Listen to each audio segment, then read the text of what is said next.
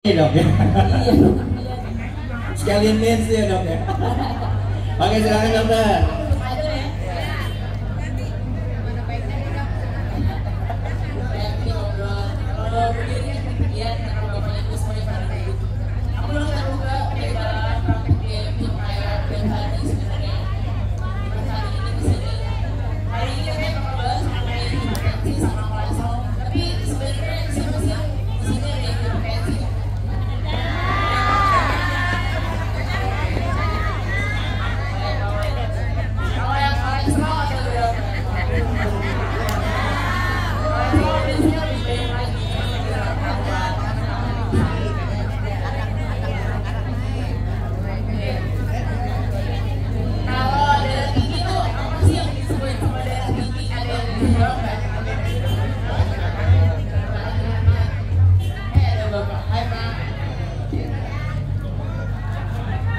Ke pasienku di belakang. Oke, siapa yang bisa darah tensi normal itu berapa coba? 120/80. Benar. Berapa? Oke. Kalau ada yang bilang, ada dokter yang bilang dengan sesuai usia boleh rada tinggi dikit atau apa. Tapi kalau buat aku, semuanya tetap harus target optimal. Jadi kalau misalkan, kenapa kita harus sampai target optimal? Karena kalau target optimal itu dia sebenarnya di 120/70 ke bawah. 120/80 tuh dia 80-nya masih dibilangnya sebenarnya prehipertensi. Kenapa sih kita harus sampai target optimal di usia berapapun? Karena kalau misalkan kita kita nggak sampai ke target optimal, dia tuh biasanya komplikasinya bakal jalan terus. Komplikasinya itu apa? Biasanya kalau misalkan ibu-ibu atau bapak-bapak sering dengar hipertensinya itu bikin jantungnya bengkak, atau kalau nggak ginjalnya udah mulai terganggu. Nah itu namanya komplikasi. Pada beberapa kasus tertentu biasanya darah tinggi itu atau hipertensi dia nggak bisa tuh, biasanya jarang banget berdiri sendirian. Terutama kalau pada pasien-pasien yang usianya udah senior. Dia biasanya barengan sama kolesterol, abis itu barengan juga ada gulanya mungkin, atau asam uratnya tinggi, kayak gitu. Makanya biasanya kalau pasien darah tinggi, kita harus periksa untuk keadaan metaboliknya. Jadi kolesterol, gula, ataupun asam urat gitu. Ada yang minum rutin obat darah tinggi? Banyak ya. Tapi sering kontrol nggak ke dokter? Kontrol minta obat. Nah itu dia, ketika kontrol itu kadang-kadang mungkin ya ada dokter cuma ngobrol-ngobrol aja. Biasanya aku juga kalau pasiennya stabil, biasanya aku ngobrol-ngobrol aja sih. Tapi harus lihat dulu kalau misalkan tensinya itu sampai target atau enggak. Nah targetnya itu kita dia bilang 120/70 biasanya. Kadang-kadang yang orang banyak tahu itu kalau misalkan targetnya itu dia biasanya nggak apa-apa dong 130/90. Nah itu sebenarnya persepsi yang agak kurang tepat sebenarnya. Jadi harus dibenerin. Kalau misalkan kayak belum 120/70 mesti cari tahu sebabnya apa. Apakah karena dosisnya kurang, atau karena mungkin tinggal dicakepin makannya doang, atau gimana? Karena kalau misalkan darah tinggi, kolesterol, asam urat, gula, itu dia nggak bisa berdiri sendiri. Jadi kita nggak bisa tuh minum obat doang tanpa makannya kita kontrol, terus habis itu tanpa kita nggak olahraga, itu juga nggak bisa. Atau olahraga doang, tapi yang olahraga makannya jelek ya sama aja. Akhirnya kacau-kacau juga, kayak gitu. Kalau untuk kolesterol nih, siapa nih yang tahu kolesterol nih? Kira-kira kolesterol ada berapa ya? Ada berapa jenis? Hah? Ada 2, apa aja 2? HDL, terus siapa lagi? Ada lagi nih. Triglycerid, jadi ada berapa dong itu? Ada berapa? Ada 3. Ada 3 atau 4? Nah, bingung kan?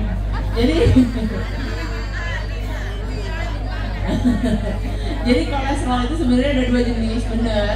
Tapi ya ada 3 juga bisa dibilang begitu. Tapi kalau dikelompokin dia ada 2. Jadi kolesterolnya ada kolesterol baik sama kolesterol jahat. Kenapa dia dibilang baik, kenapa dia dibilang jahat? Karena kalau misalkan jahat itu berarti dia bisa bikin plak atau bikin sumbatan. Jadi ibarat kata kayak pembuluh darah kita itu ada gotnya.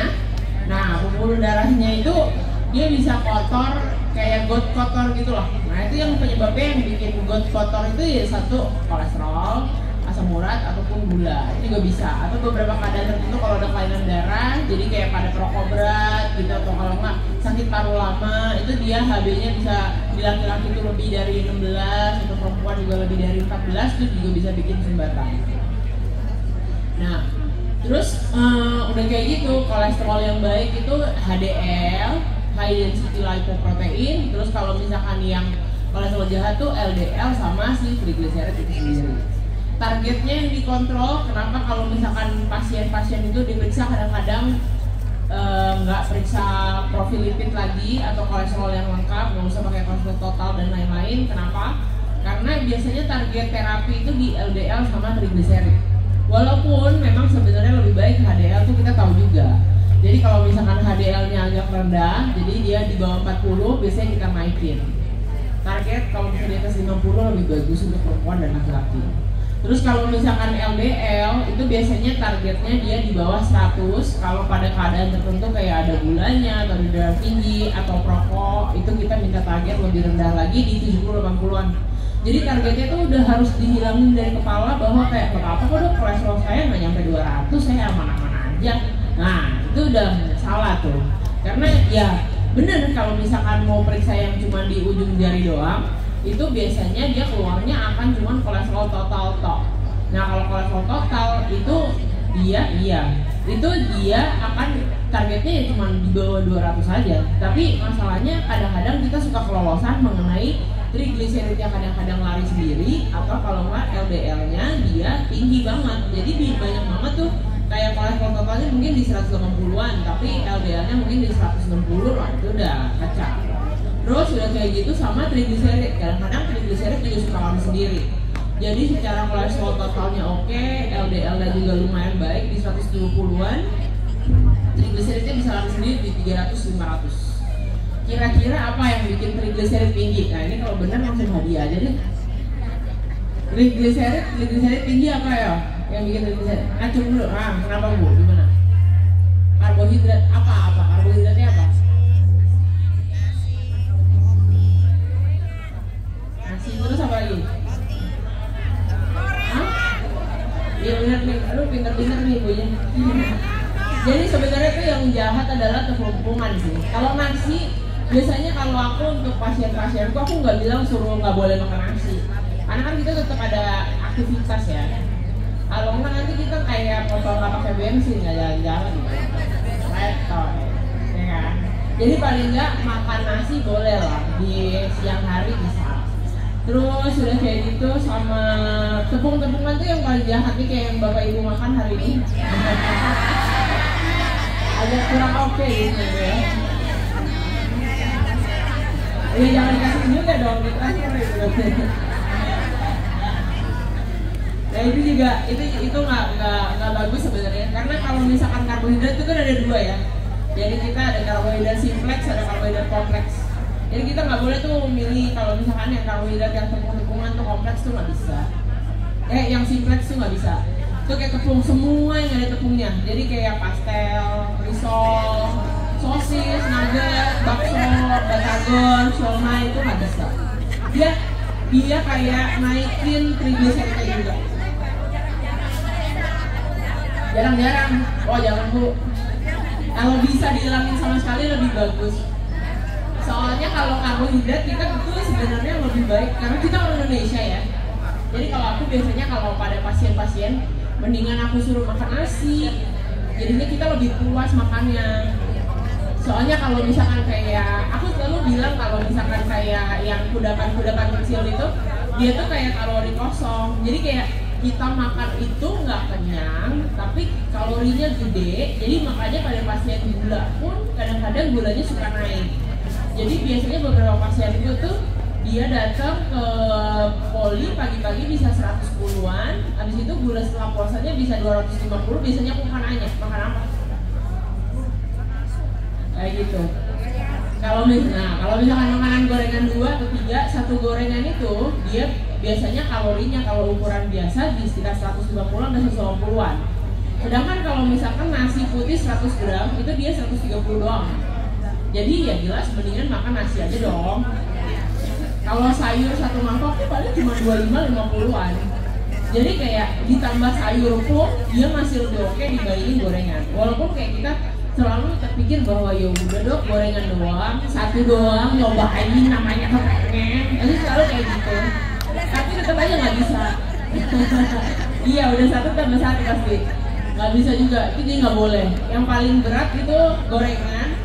Pokok terus udah gitu kadang-kadang ini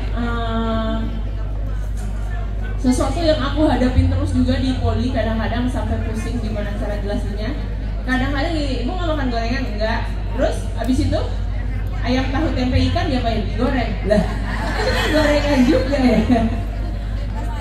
Itu nggak boleh ya. Nggak bisa sama aja. Iya. Soalnya kayak minyak itu bisa dibilang lebih sehat kalau misalkan dia belum digoreng. Kalau wujudnya dia udah digoreng akan sama aja. Mungkin yang mentega lebih jahat lagi bu. Mentega, butter lebih jahat lagi. Margarin itu lebih jahat lagi.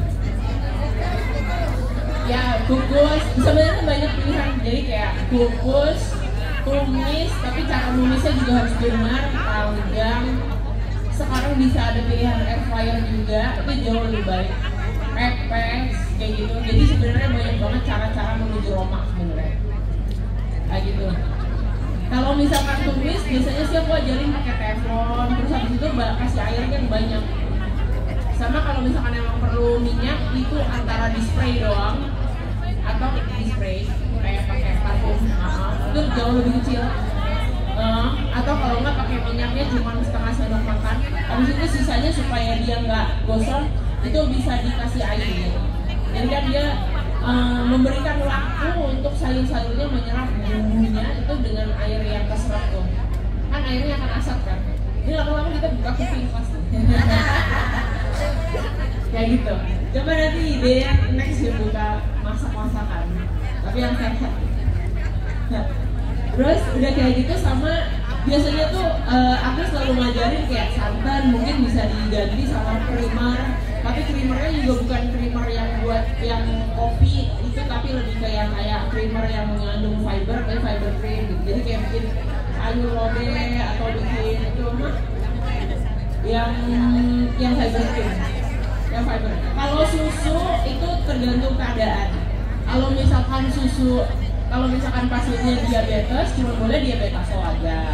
Kalau pasiennya dengan gangguan ginjal itu cuma boleh susu buat ginjal aja. Kalau pasien gangguan lever itu cuma boleh susu buat lever aja.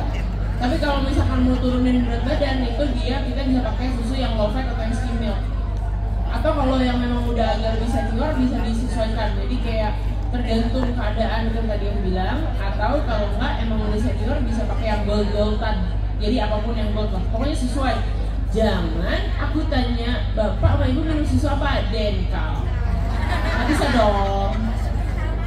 Aduh, susu tukang manis lebih nggak boleh lagi karena udah nggak sesuai umur. Kalau masih umur belasan tahun sesuai sama umurnya boleh. Jadi kita harus pakai semuanya sesuai sama ketentuannya. Milo itu udah nggak bisa.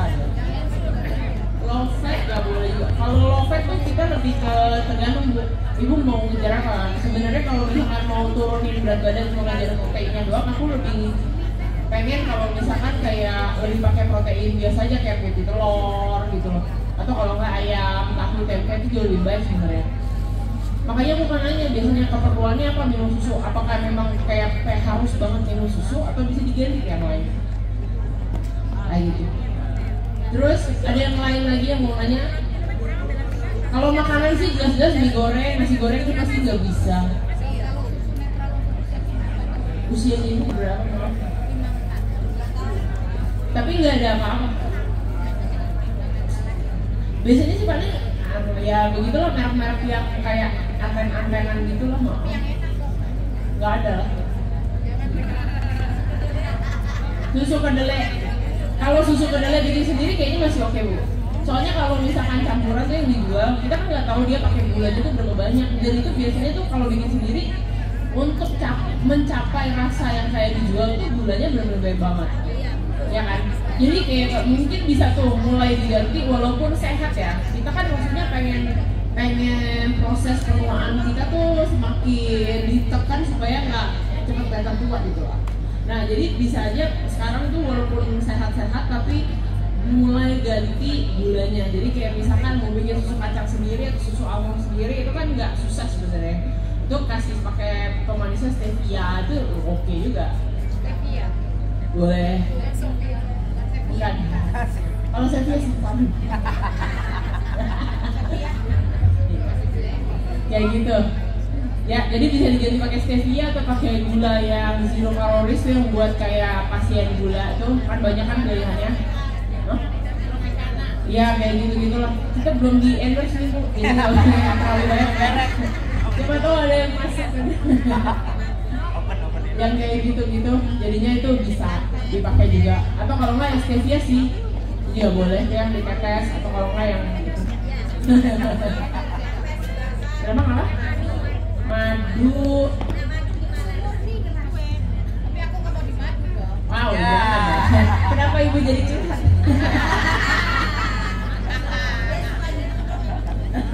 Kalau madu tuh sebenarnya kalau pada pasien yang nggak gula, asal madunya yakin, boleh sih. Ya. Yang penting nggak gula. Kalau gula tuh aku bener-bener kayak ngajarin pasien gula untuk menikmati setiap rasa yang ada, tanpa harus nyentuh kemanisan apapun. Kalau pasiennya dengan diabetes, kayak gitu, supaya peletnya juga jadi lebih sensitif dan nggak kecanduan itu gula. Karena semakin kita makan karbohidrat, kita akan semakin lapar. Atau semakin kita makan gula, itu kita akan semakin pengen gula lagi. Jadi biasanya aku akan ngajarin untuk supaya lidahnya nggak terbiasa dengan rasa manis. Jadi dia makanannya tuh lebih bisa selektif, kayak gitu. Kalau pada pasien gula, gitu. Terus kalau madu sih sebenarnya kalau untuk pasien yang nggak ada apa-apa sih aman-aman aja. Oke aja. Nggak masalah. Boleh, bebas, nggak masalah. Boleh, nggak masalah. Yang penting nggak ada gula. Kalau nggak ada gula sih gulanya aman. Yogurt, oke aja. Cuman yogurt itu masih dibaca lagi. Biasanya tuh aku mulai ngajarin pasien-pasien untuk baca komposisinya. Bandingin. Gula itu dia juga nggak semuanya melulu ditulisnya sugar. Bisa aja ditulisnya sugarnya dikit, tapi karbohidratnya banyak. Jadi harus ditotal deh. Berapa? Kalau yogurt yang banyak dijual, biasanya kalau yang berasa-rasa itu dia sugarnya tinggi, makanya dia rasanya enak. Tapi kalau yang plain itu biasanya dia nggak terlalu banyak, ya masih boleh. Lebih mendingan. Gitu. Aku selalu ngajarin juga buat food journaling sebenarnya. Jadi kalau bisa kayak nulis diary tapi tentang makanannya.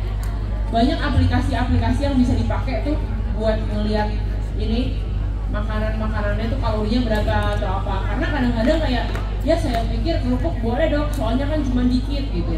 Cuman kalau kerupuk emping itu dia tuh kayak 100 gramnya bisa 400-500 kalorian. Terus udah kayak gitu sama kayak kuaci itu juga kuaci matahari tuh dia satu pouch gitu, satu kantong tuh bisa 800-an kalori. Jadi stop semua itu ya. Jangan berani-berani datang dengan makan kuaci ya. Aduh, kayak gitu. Jadi harus apa ya? Kalau mau sehat tuh sebenarnya harus memperkaya pengetahuan mengenai kalori-kalori itu. Terus habis itu sama lihat juga pilih mana yang gampang diserap sama badan, mana yang enggak. Kalau misalkan kayak gitu tuh mesti lihat juga yang baik yang mana, yang cepat naikin gula yang mana. Jadi kalau misalkan bahasa kerennya tuh kayak indeks glikemiknya itu kayak gitu-gitu. Jadi kadang-kadang tuh kayak daripada nanya sama kebanyakan dokter ngomongnya beda-beda, kan bisa tuh baca tuh ini kalorinya berapa, ini kalorinya berapa, ini kalorinya berapa. Tapi itu dia, kadang-kadang pasien itu suka mikir nggak apa dok kalorinya aku udah baca segini-segini. Cuman masalahnya biasanya kalau mau punya badan yang bagus dengan kayak perutnya nggak mau gede deh, contoh simpel itu deh, perutnya nggak mau maju ke depan. Kenapa sih perut tuh maju ke depan? Karena dia ada penumpukan lemak yang terlalu banyak, bahkan dia ngisi ke organ-organnya. Gimana caranya kita bisa komposisi badannya itu bagus dan lemaknya nggak maju gitu? Itu dengan kita nggak makan lemak terlalu banyak. Jadi fatnya atau lemaknya itu di komposisi makanannya itu juga kita harus potong. Gula juga kita harus potong. Kalau nggak tuh komposisi badannya tuh bakal kayak kurang oke jadinya.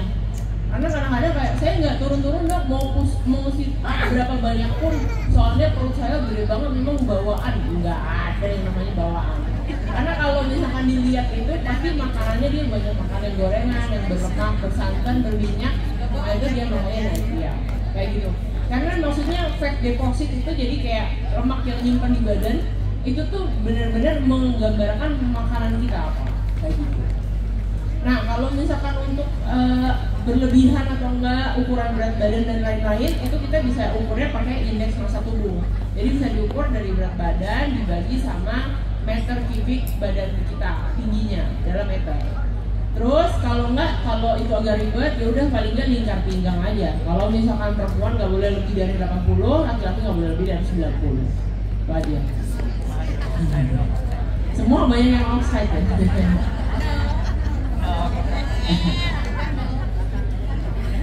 Gitu. Terus sudah gitu apa lagi nih? Mau nanya-nanya lagi apa? Apa? Yang dimaksud dengan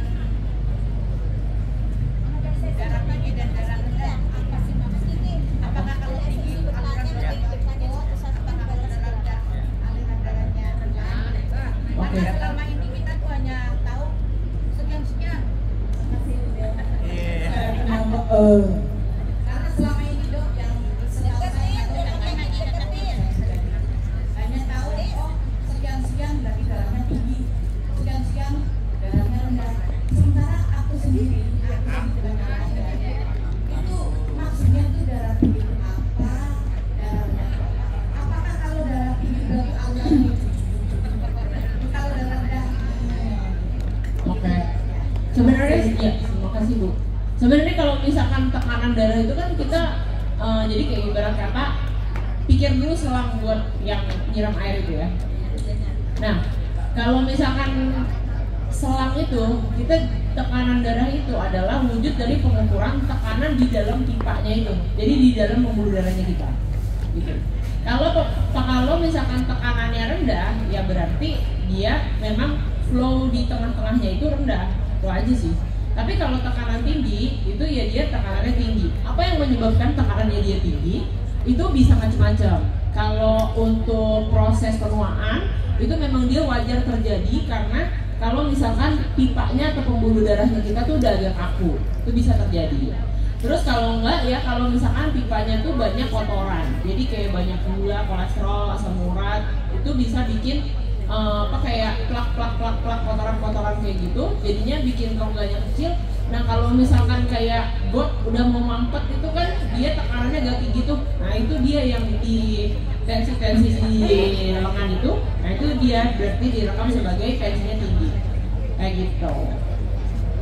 Kalau misalkan itu sebenarnya mekanismenya gampang aja. Kalau misalkan dia tekanannya terus-terusan tinggi kan lama-lama kalau misalkan sumbatannya makin banyak di gotnya itu lama-lama dia buang gitu kan. Dan apa organ yang kena ya tergantung di depan gotnya itu ada apa. Kalau gotnya itu ada kepala, ada otak, ya berarti jadi stroke.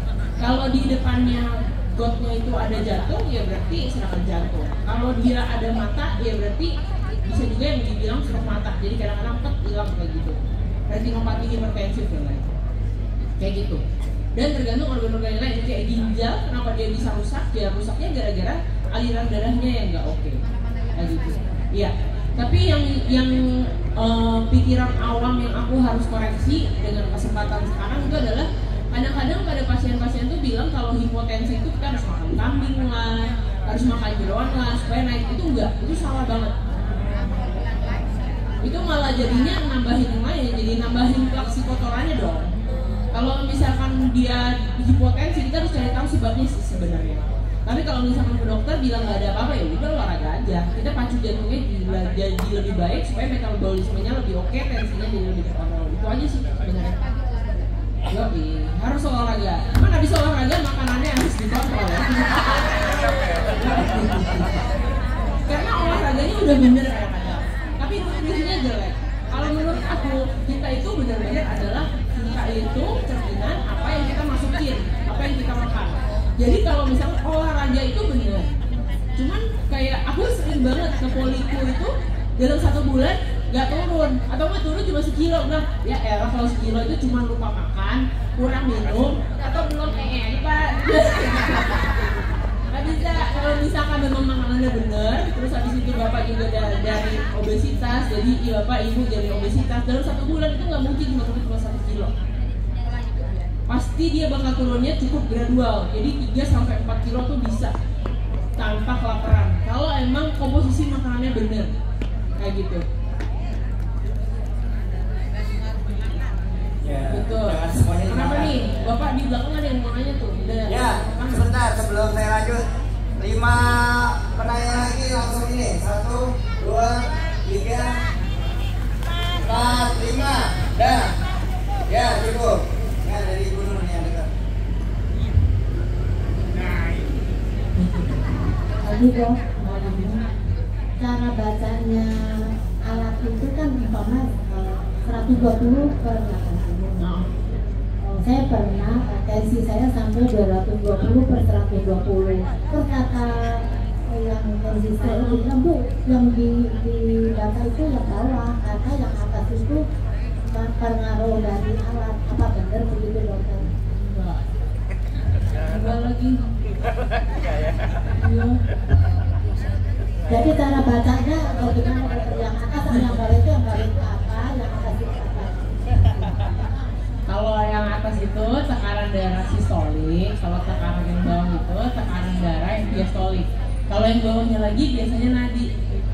Nah, kalau yang dibaca itu atas bawah sama nadinya juga biasanya kita baca semua. Jadi sistolik tuh ketika dia pompa jantungnya lagi kayak sup, terus habis itu yang pas yang diastolik duk gitu lagi kayak gitu. Lagi dia sup gitu kan bunyi jantung.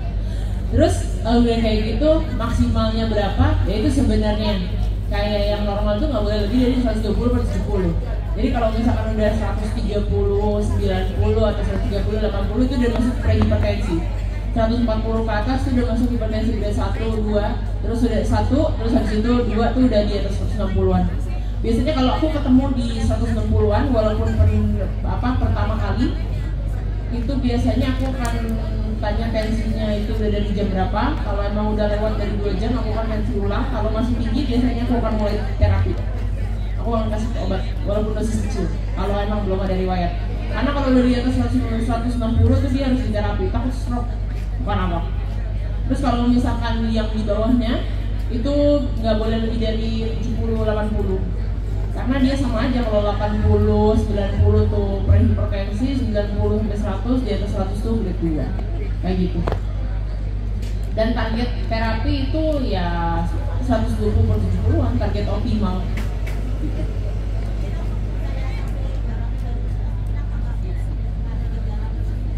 Nah itu dia. Jadi penyakit metabolik itu kayak darah tinggi, gula, asam urat, kolesterol biasanya itu disebut sebagai silent killer.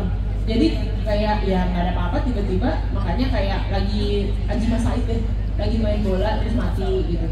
Atau enggak kayak banyak juga petenis tiba-tiba meninggal di lapangan, pingsan kayak gitu loh.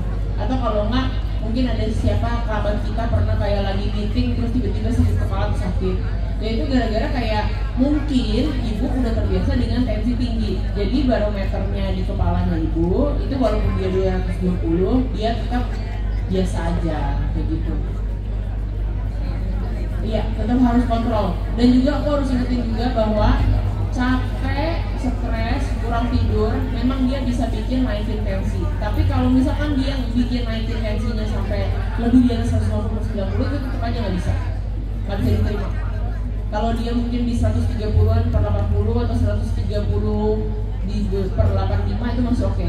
Tapi kalau udah di 150 per 30 itu udah harus di terapi. Karena aku bukan tipe dokter yang stres doang kali Bu, nggak bisa. Kita harus cari tahu dulu, buktiin kalau semuanya oke, baru kita bilang untuk pikiran. Gitu. pikiran ya dok ya. Jangan dong, jangan. Semua tuh harus dilihat dulu. Kalau misalkan memang semuanya negatif, baru kita salahin. Karena maksudnya orang hidup itu nggak mungkin gak ada yang stres. Gimana cara kita mengolahnya aja sebenarnya. Yes. Nah, berarti kalau misalnya ada keluhan gitu, langsung konsultasi ke dokter Lukre. Ya, oke. Lanjut lagi, silakan Bu. Terima kasih dok. Sekarang kalau kita periksa itu langsung dulu ya. Dulu angka 120 itu harus ya. Berapapun umurnya. Iya. Soalnya kan ini ada jadi tensi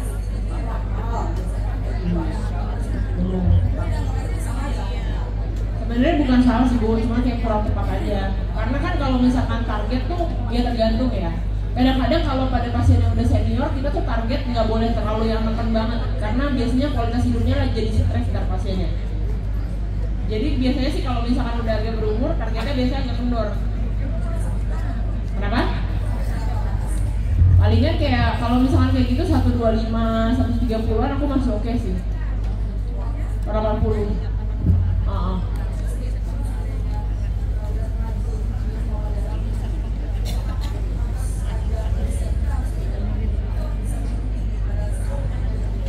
Tergantung keadaan sama tergantung pasiennya mau kerjasama atau enggak untuk mensehatin badannya sendiri. Kalau itu jawabannya. Karena pada kasus tertentu pasienku datang ke aku, dia dengan laki-laki usia 42 tahun, terus habis itu dia beratnya 90-an. Habis itu saya ocehin kanan kiri jebret marahin terus, itu jadinya dia turun di 75 kilo. Habis itu penggunaan obat darah tingginya itu dari 5 jenis obat, karena saya sulit sekali mengontrol tekanan darah tingginya dia turun jadi penggunaannya 1 obat. Cuman ada juga beberapa pasien datang ke saya beratnya masih segitu-gitu aja, makannya masih berantakan segitu-gitu aja, kolesterolnya udah dikasih obat udah sampai double masih segitu-gitu aja, ya obatnya harus diminum terus. Jadi tergantung sama kerjasama dari pasiennya. Saya nggak bisa kerja sendiri kayak gitu. Dan apakah saya bisa menggaransi misalnya saya pasti turun kok? Enggak juga, ya tergantung makanannya. Balik lagi, apakah mau sehat atau enggak? Contohnya kayak ayah saya sendiri aja, beliau usianya udah 68 ya, 68 tahun gitu. Nah, tadinya pakai obat darah tinggi tuh ada 2 jenis, tapi sekarang baru-baru ini ya aku turunin udah mungkin sekitar 1-2 mingguan ini dia nggak pakai obat darah tinggi sama sekali gitu. Jadi ya tergantung pola hidupnya bisa dibenerin atau enggak. Tapi memang kalau misalkan kayak dibaca atau di mana-mana, memang kalau obat darah tinggi itu sifatnya dia hanya membantu mengontrol mendekati normal. Tapi apa sih hubungannya sama pola hidup sehat yang harus diterapkan secara baik dan kenapa dia progresnya bisa bagus?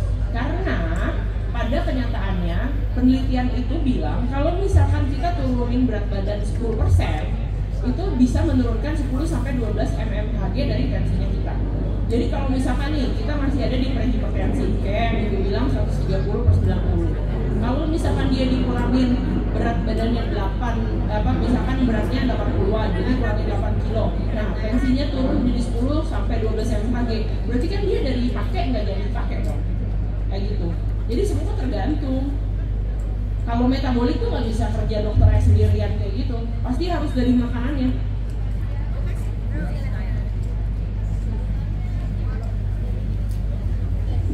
Siap, makasih. Selanjutnya Pak. Makasih. Kita saya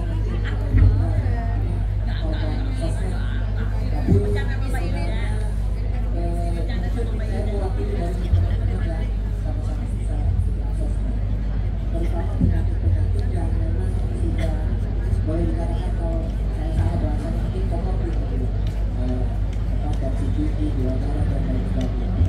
Tiba-tiba satu sosmed yang menyampaikan bahwa mingguan kali 14 hari sembuh harus membeli obat ya, gitu kan?